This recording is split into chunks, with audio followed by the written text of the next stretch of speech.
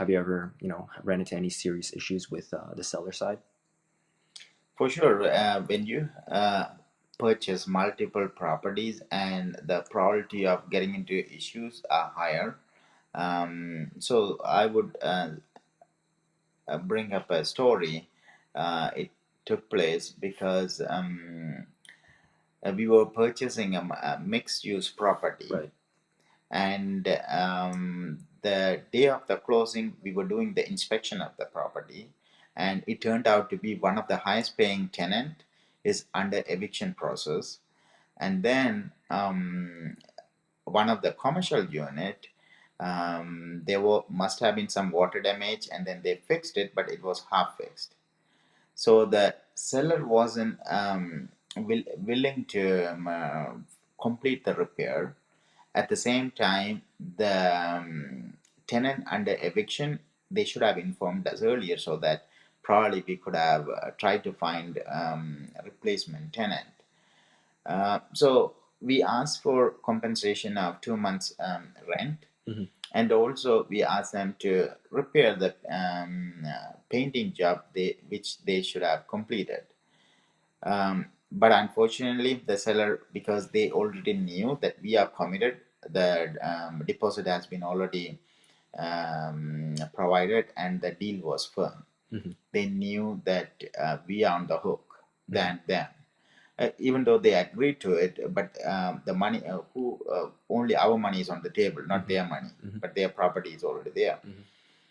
So there was a back and forth negotiation took place, and then the seller wasn't coming down. And then I was doing my analysis.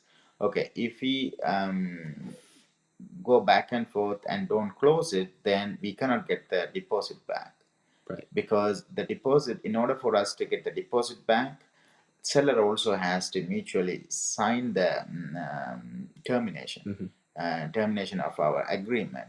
So if he doesn't do that, then I have to go to hiring a lawyer, Mm-hmm. and we have to take him to the court. Then Mm-hmm. only the court has to order to terminate the agreement. Right.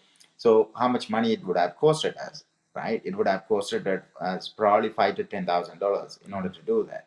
At the same time, how much money we are losing here? Probably a few $1,000s. Right.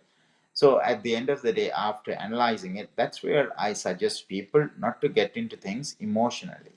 Yeah. Because sometimes people get emotionally attached to these kind of things, and then even for a few $1,000s, the unnecessary stress, Mm-hmm. and also legal cost, they end up getting into it, right? Right. So I said, okay, if you think you couldn't take care of it, that's fine. We will absorb those a couple of $1,000s loss, and we will close the deal. That's how we close the deal.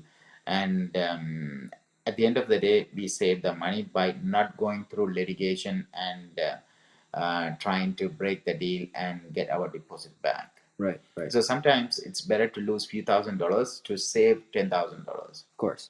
Yeah. And what did you kind of learn from that moving on in your other properties? Yeah, like you should not get emotionally attached to the situations. Always think about it, analyze it properly, stay back and analyze it, and look at the overall cost and the stress certain situations may create.